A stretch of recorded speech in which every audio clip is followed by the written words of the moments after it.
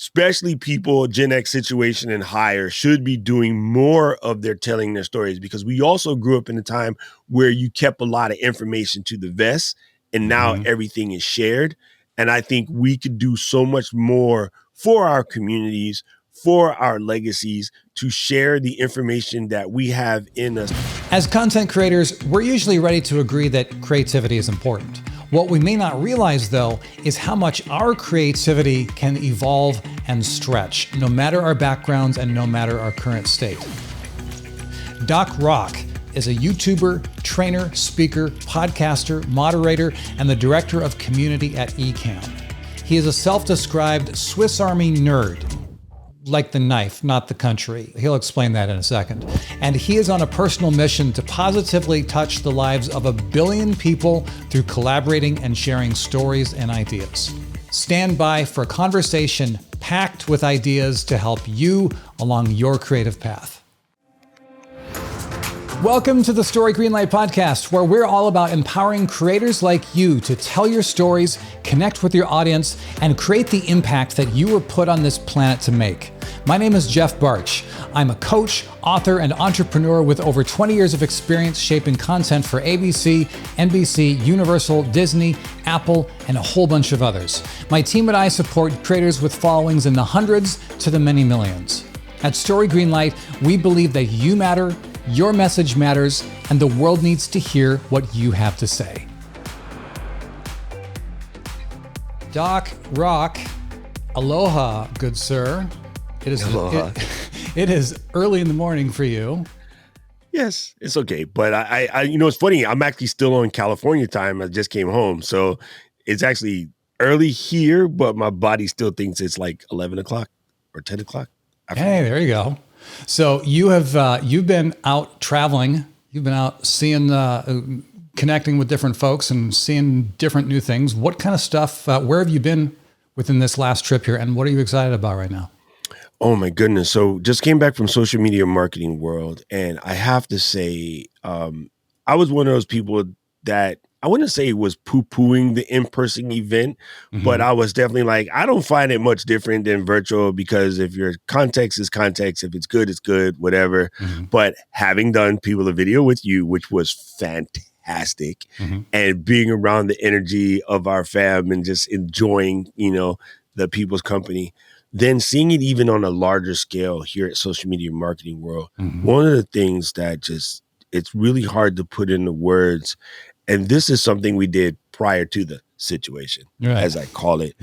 When you get to meet someone IRL that you've been chatting up for 2 or 3 years, and before those time windows were a little smaller, because I was always at Macworld as a tech writer, just seeing the people that you interact with all the time and, talk to in back channels and chats and things like that, see them in real life and, put face to voice, and just the energy was incredible. Got to hang out with Roger again. Roger is just an amazing character. Roger Wakefield, I should say, because I do realize people are listening to this. Just an amazing character. So yeah, man, I'm just juiced from the energy of that event, and ready to get back to work and be creative. Awesome. So within that context, one of the things you just mentioned right now, you and I first met in person this past year in 2021, the fall of 2021 at People of Video Conference. And one of the things that just kind of, I'm alternately scratching my head and just laughing because it's so fantastic, is just your sheer range of diverse interests and your range just as a human being, because you never know. I mean, you get into a conversation with you, and 1 minute you're talking about this new scotch you tried, then you're busting out some Japanese, then you're talking about Ecamm and their latest features they're releasing. I'm going, good grief. I mean, also on top of that, I recently was listening to a conversation that you had on Diana Gladney's podcast talking about the future of long-form content and podcasting. And you guys started talking about the market cap of Spotify compared to the market cap of Google. And I'm going, pretty sure this is the first time I've ever heard the term market cap in the same sentence as Spotify or podcasting. So, That's classic. usually I rely on the introductions from the podcast here to give a context of who the guest is. But in your case, I'm just going to more rely directly on you. How would you describe yourself in an elevator when you met someone for the first time and they say, "Hey, what are you into? I hear your name's Doc. What are you about?" I like to say I'm a Swiss Army nerd, not like in the military, but like in the little red knife that we all had as kids.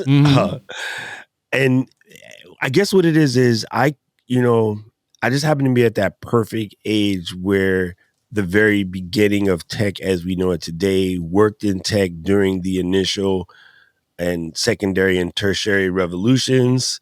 Was a tech writer, so that required me to have to study many different facets of the tech industry as well. And I like to read a lot. And really strange thing happened to me a couple years back, right about the time that Audible came out, which was roughly around 2002. Okay. I'm a I huge started off Audible on fan. this. Me too. I started off on this thing where I said right around 2002 that I was going to cancel my Sports Illustrated and ESPN the magazine and GQ, Popular Mechanics, Popular Science. I was going to cancel all of those subscriptions.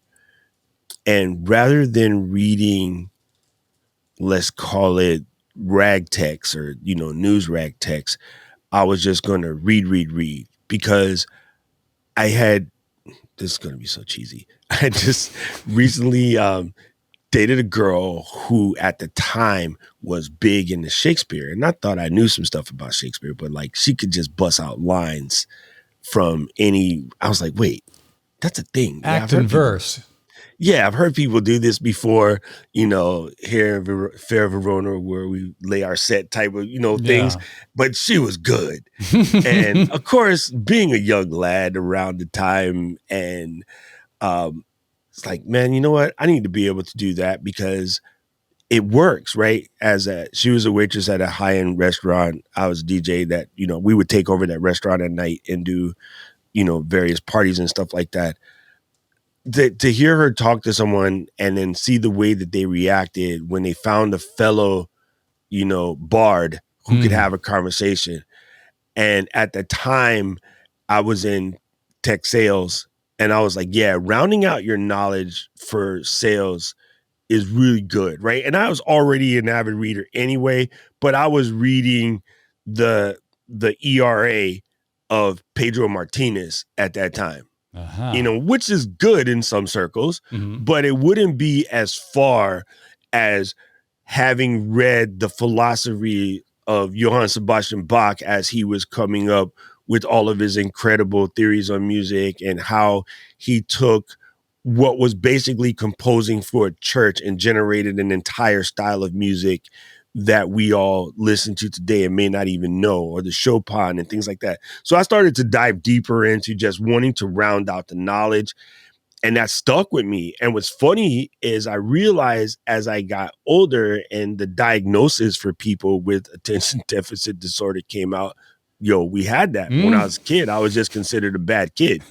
We didn't have a name for it. You were just considered a horrible kid, a horrible student, whatever. And the reason why I would always get in trouble is because I was the straight A student that was still always doing stuff. So I would grok the information from the teachers rapidly. I could pass any of the tests, but I would get so bored, I would pull people's hair or try to cut the ends off with my scissors, the weird stuff that Dennis the Menace type kids did. I look at Dennis the Menace cartoon now, I go back, the kid just had ADD. He wasn't bad. We just didn't have a name for it back then. You were considered broken. So I found a way to put my lack of attention to my merit is just by studying so many things and be interested in so many things that I should never not be able to have a conversation with another human being to where I could make them feel comfortable.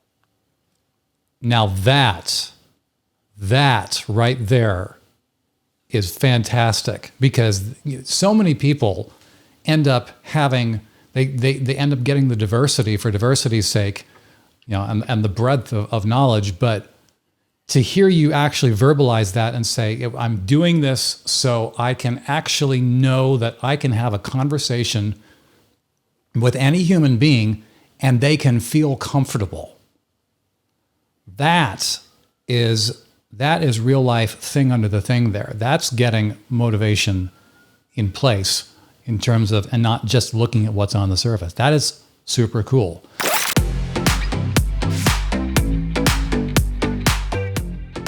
In terms of what you're doing now, what does your day-to-day look like?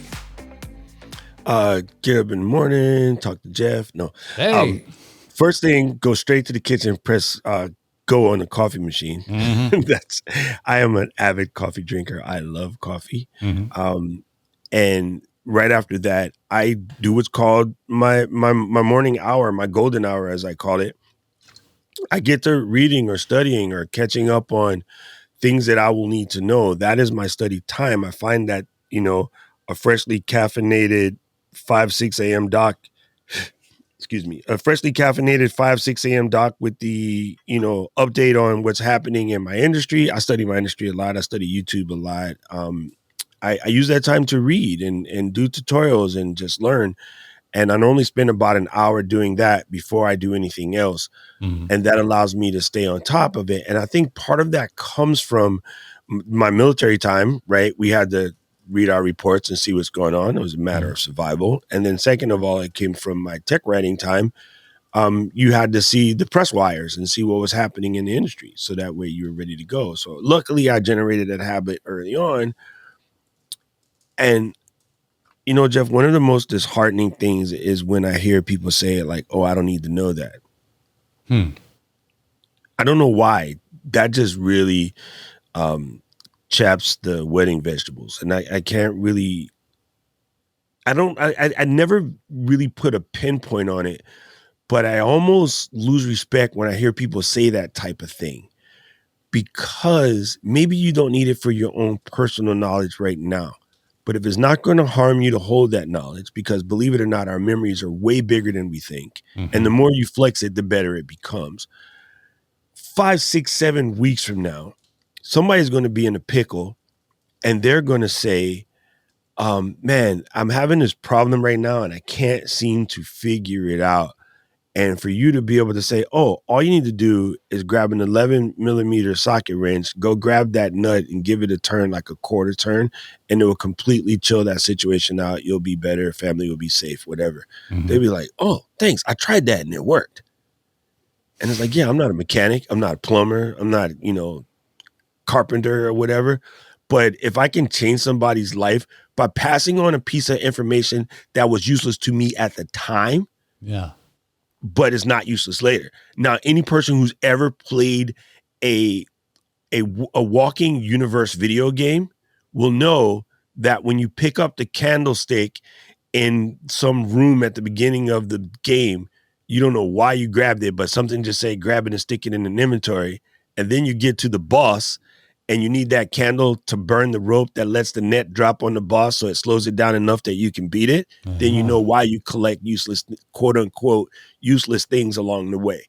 So I get super irritated when I hear people say, I don't need them. Yeah, it's not about you, selfish person. So in terms of content creation and people who do achieve success in their content creation, how would you link or unlink the idea of what's the balance between staying focused on your specific areas versus getting a diversity of inputs in terms of creativity? How do you? That is a fantastic question. What do you think? Okay, so again, I'm going to date myself, but when I was growing up as a kid, I played safety when I played football. Okay. And in order to be a good safety, I studied wide receivers, not safeties. I studied quarterbacks, not safeties, because I kind of knew the basics of what safeties were supposed to do. I got coached in it, 2 times a day, every day for months on end. But to be in the mind of a receiver, to be in the mind of a quarterback, I used to do a lot of interceptions. All right. Because I knew what they were getting ready to do. And one day I was watching something. At that time, we only had, a couple of stations. I was watching something on CBS and they're talking about Lynn Swan and how he took ballet. And of course, being a football player at that time, everyone teased Lynn Swan. First of all, his name is Lynn Swan. Let's just start there. Yeah. And then, he was doing ballet. And I was like, why would a receiver do ballet? And then that year, there's a Super Bowl catch. It's famous. You can look it up on YouTube, where he catches the ball like quarter of an inch from the out of bounds and tiptoes down the entire, field into the end zone. People trying to push him out of bounds. He doesn't fall out of bounds. He just does the tiptoe thing. So he became known for that little trickery in the game, and he became one of the most famous wide receivers at the time. And when they asked him, well, how do you do that? He goes, ballet. My balance is impeccable. Love Now, it. if you told the average, quote unquote jock, hey, go take ballet because it'll make your balance better, they're going to look at you like you're crazy. Right. But I also remember after hearing that, going directly to my mother, Mom, taking ballet. What? Yes, sign me up right now. And I went to Art Linkletter School of Dance and I did tap and ballet. I didn't know that. Yet more. You know what I'm saying? Yeah. Yeah. So this, and I don't know where. I think my grandfather just instilled in me that it's just important to know stuff at all times because, hey, we live in a world where you never know your situation. So I think somewhere between my grandpa and my dad, they instilled that in me. And I don't fear that. And I think what content creators do, like, I study YouTube, I study what other creators are creating, I watch other people's content. It might not even be directly in my lane, but you can definitely take something and adapt it to yourself, adapt it to how it might work for you and tell your story. So I believe it's important to be as diverse as possible while even still niching.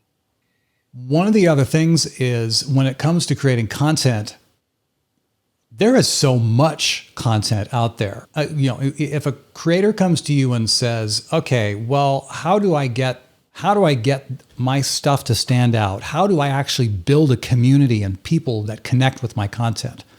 Where does your mind go on that? That's a funny situation. Community building is actually extremely simple, but it has been created into like something that's very hard because people are trying to figure out the how. It's actually probably more about the why. Like, why build community, right? Okay. You build community because we as human beings by nature are communal people.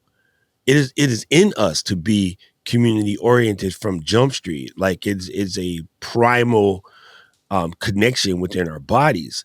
So you don't really have to work at building community. You just have to be. I like to use this terminology completely wrong way, but it's similar. You have to be bioavailable.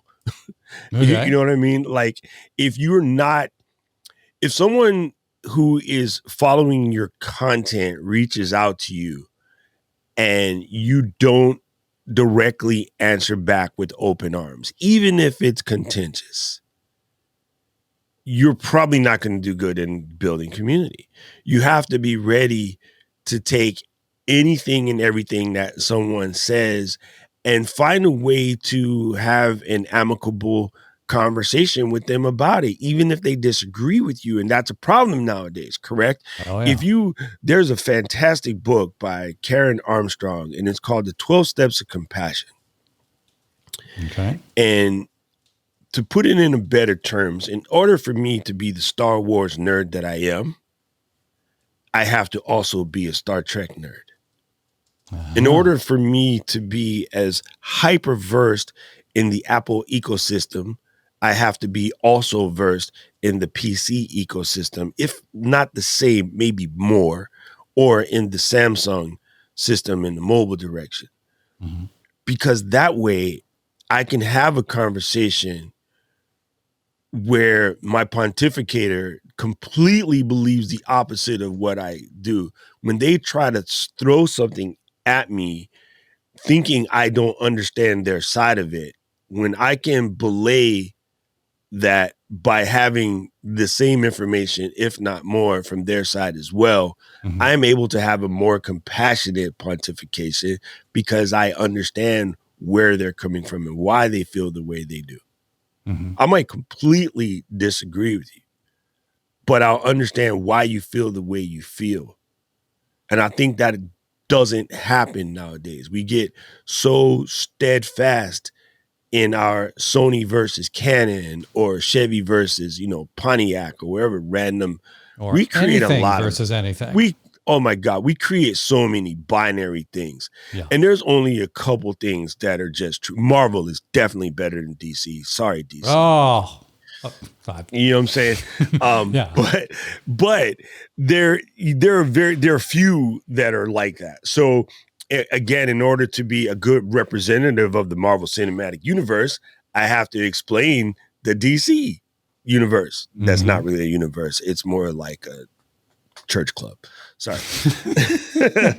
You know what I mean? So I just think that that's important. I think it's important to definitely make sure you're taking as much time studying, all sides or even some completely disparate, far left field thought processes as well.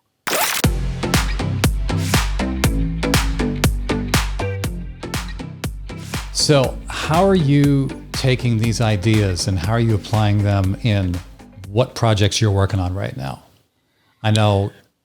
Well, what are the projects on your plate right now? Right now, I'm growing a community of people who are becoming creators that say started their oxygen breathing in the beginning of Gen X. So I have a Creator 50 situation that I'm working on, and I believe that too many people say Gen X basically starts at 41. Too Okay. many people 41 up are walking around telling themselves that they're too old to do this or too old to do that. And I'm sorry, I cannot accept that conversation. The conversation is crazy, right? This is not to diss them in any way, shape, or form. They're Yeah. allowed to have their opinions because that's exactly what they are. But we have people in their mid 20s and 30s on TikTok and YouTube telling people how to effectively run a business based off their opinions. And I'm like, yeah, see, you guys are talking about opinions. Those of us that are vintage, we have experience, not opinions, right? We had those opinions when we were of their age, but then we did some of those things and we failed miserably, and then we course corrected and then we succeeded. So we can speak from actual experience, and we should be sharing those stories. Every time one of us, people with a little bit of let's say rust on it, shares a story, we're potentially helping someone else not run into the same foibles we did. We're also potentially picking someone up who is feeling, down or inadequate or whatever because they just recently failed. And failure is the most data rich information available to man.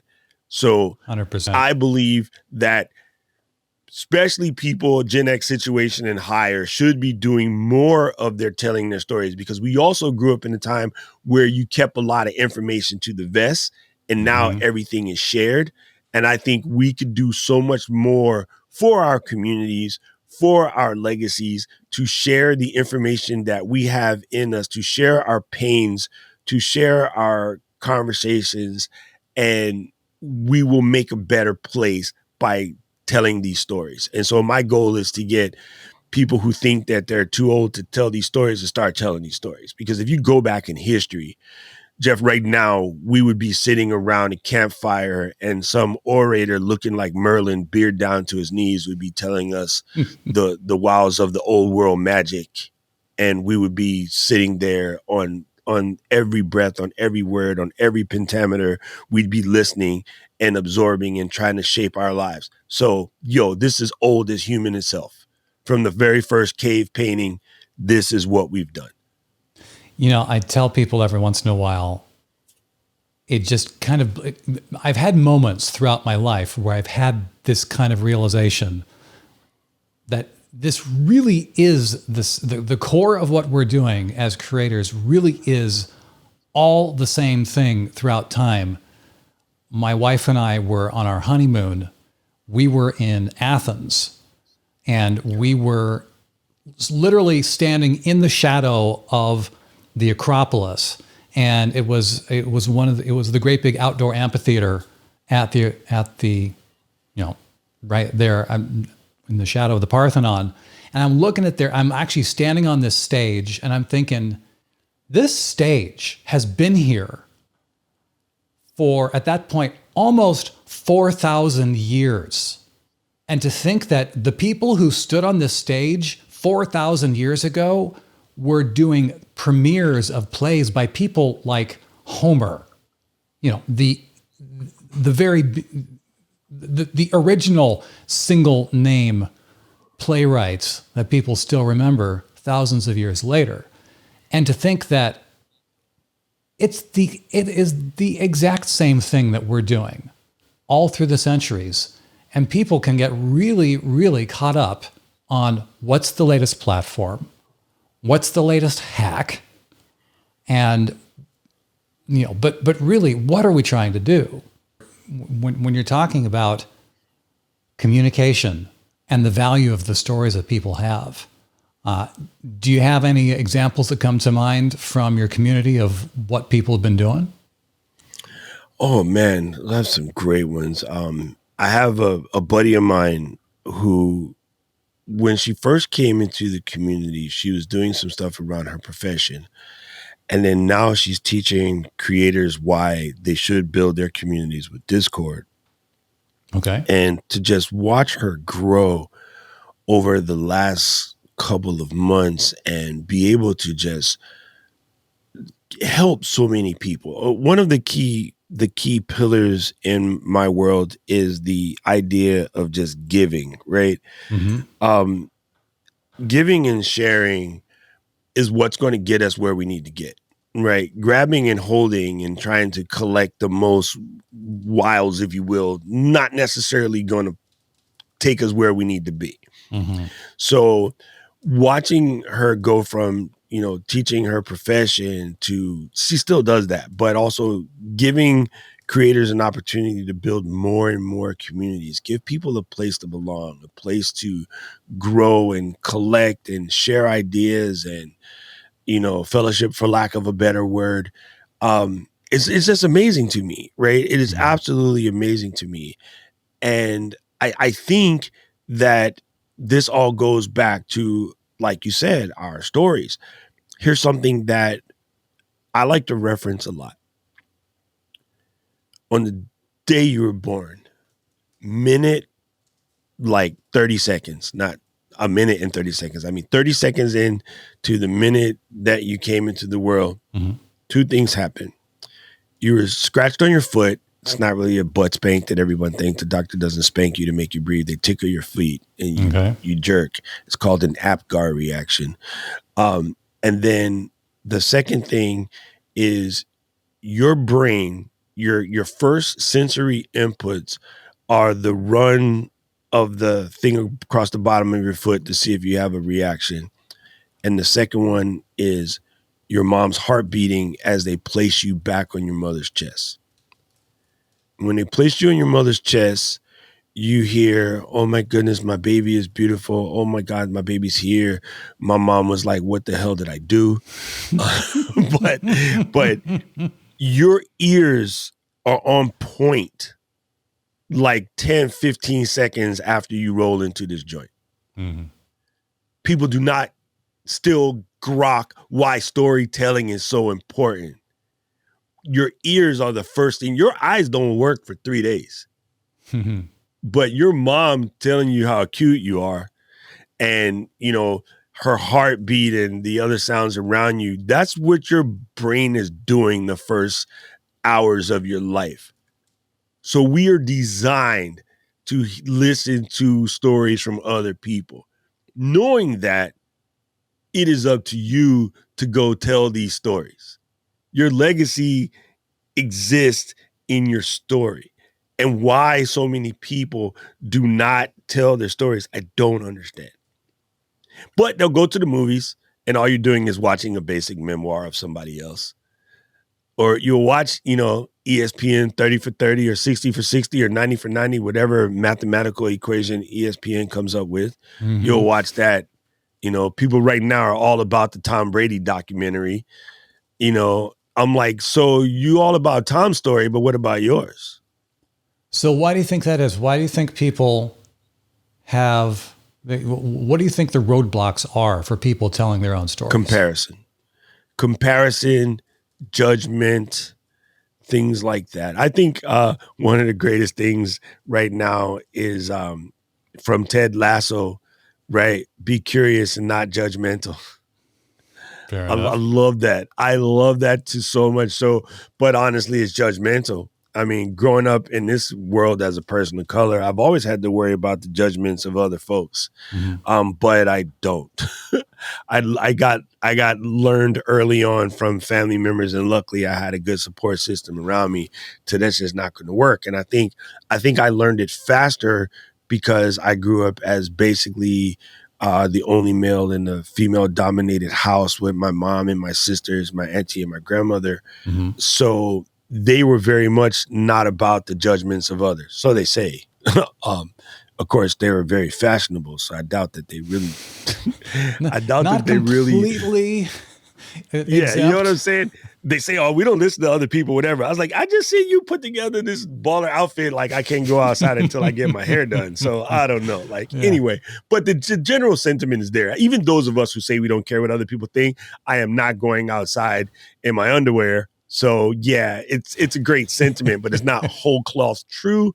So that doesn't make you a bad person. That makes you a human.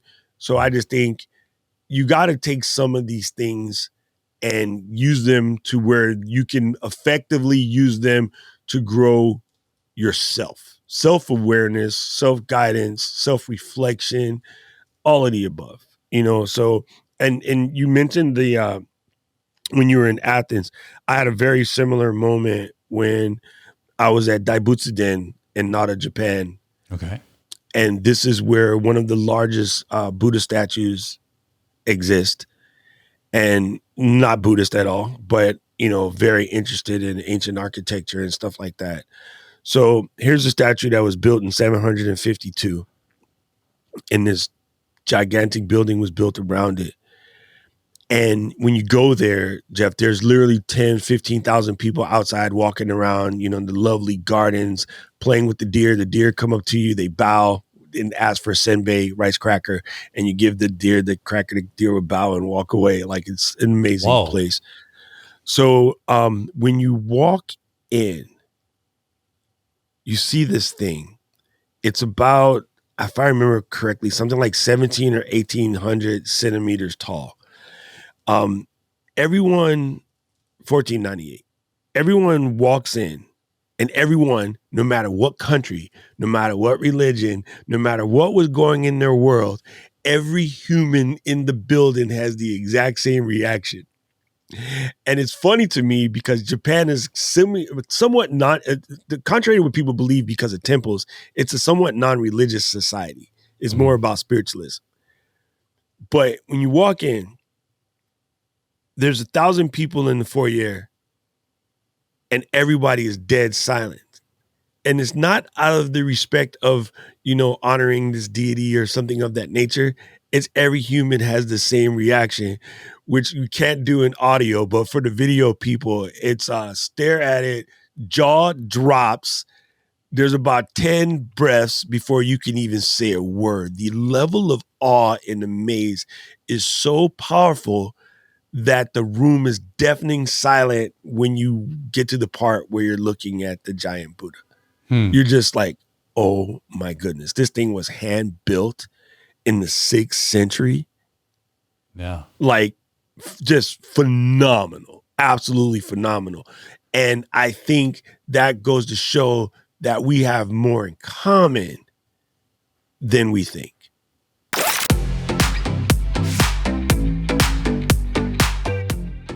given all those commonalities, given that we all have these stories to tell, what would your advice be to a creator who says, I want to tell this stuff, but there's just stuff sticking on their mental break, be it the comparison or whatever else?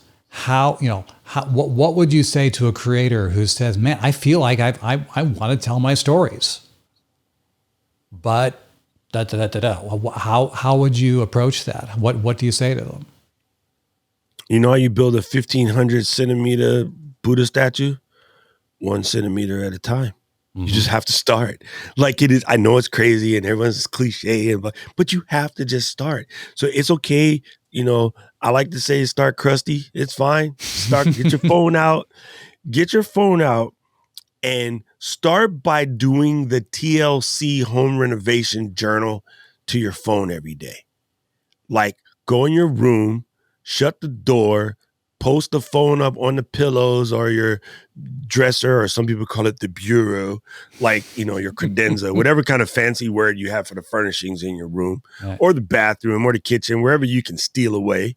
If you have to duct tape it to the dang refrigerator, duct tape it to the refrigerator, turn it on, and for 15 seconds, wax rhapsodically about what's in your head. If you can do it for 5 minutes, do it for 5 minutes. Do it every day for like a month. You never have to publish this. You can throw them all away. But it will get you used to extemporaneously speaking to camera. Because everyone likes to say, oh, but I'm afraid to be on camera. A camera has never kicked your butt. Kids I grew up with around the way, step into the neighborhood, you might have issues. But the camera can't hurt. It doesn't fight. It doesn't touch you. It doesn't do anything. So just turn it on and talk to it. Even if you turn it on and for 5 minutes, all you can get out of your face is how much wood can a woodchuck chuck if a woodchuck could chuck wood.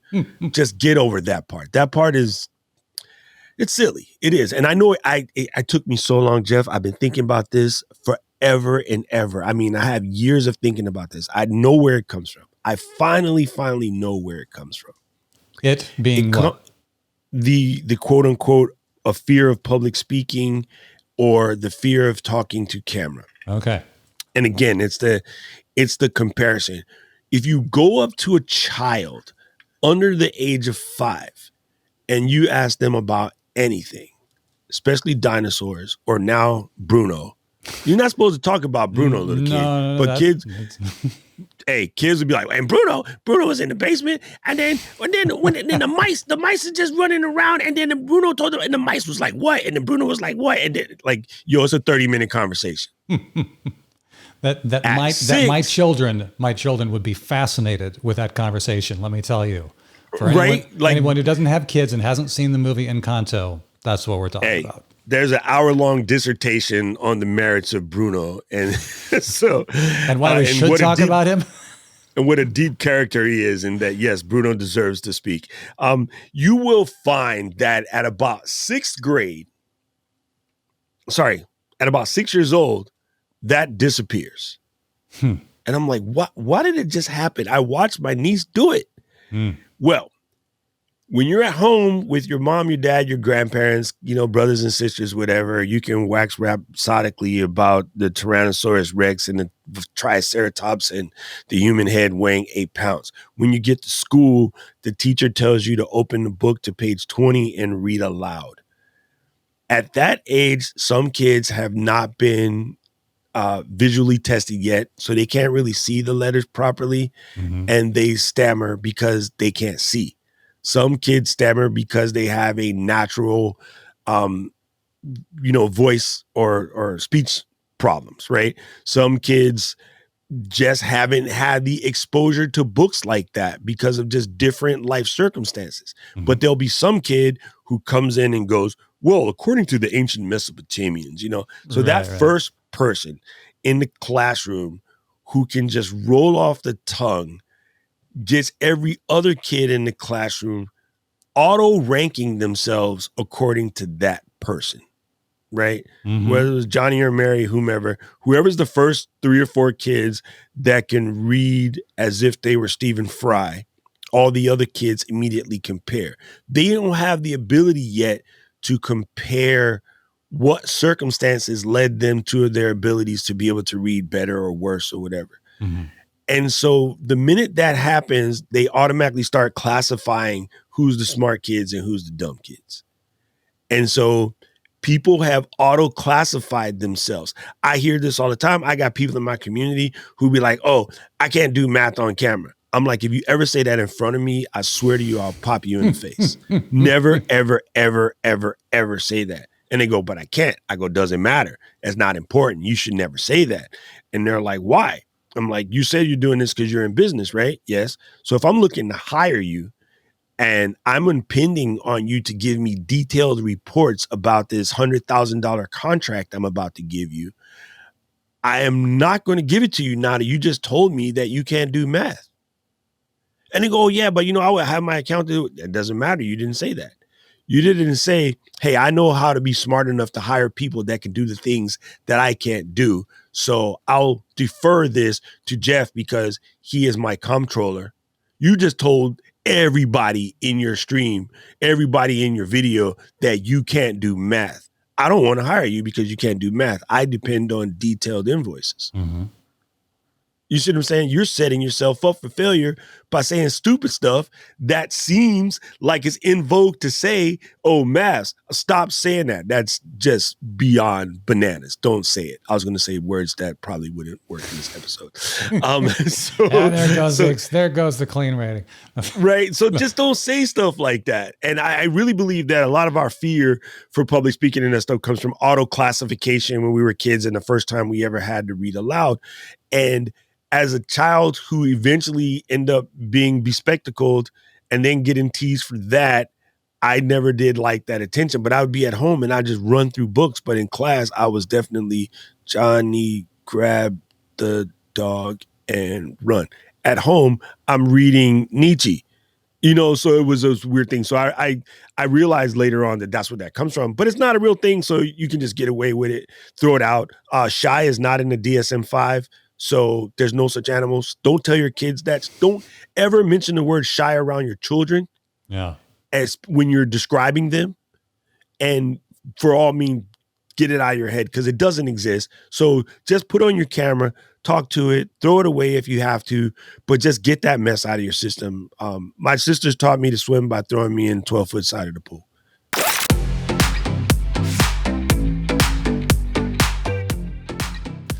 Dude, there are so many people who need to hear this and need to think on it and stew on it. Absolutely love this. I mean, the idea of comparison is such a powerful thing. I mean, you basically just described my upbringing in terms of I was the kid who always had the answers, and probably unknowingly, the rest of my classmates felt less than around me, which means they were wanting to compensate, and they made my life miserable because I had very little in the way of social skills, and they were feeling intimidated by all my wordiness and all that stuff. And just like, I didn't really have a good time in school growing up for a lot of the time. So when you get to the point where we can actually compare where we are now to where we started. Yes. Oh, dang. Yes. And that's the most powerful part about doing those recordings I'm speaking of. Mm-hmm. And it could be video. I like video just because I like it. It could be audio. When you go back and listen to your quote unquote journal, I like to write my journal, but if I don't have time to write it, Apple Watch, day one app, press, hello, this is Doc here. I like to say stupid stuff to myself because it's funny, but to listen to your journals from 6 months ago, just to see what you were tripping on, right? My journals from 6 months ago today will be us at POV, and I'll be like, oh, I just met some incredible people. Like I was very jazzed, but I love to go back and listen and find out what you thought was an obstacle that you either overcame or went around or ran through, and it turned out to be nothing. Cool. Good stuff, man.